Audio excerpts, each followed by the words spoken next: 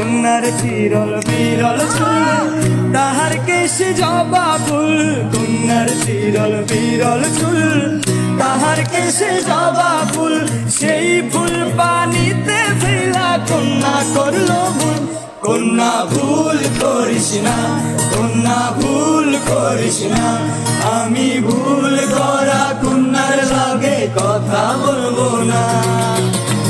একটা ছিল সোনার কন্যা, মেঘবরণ কেশ।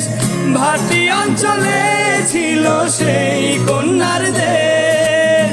দুই চোখে তাহারে কি মায়া, নদীর জলে পড়লো কন্যার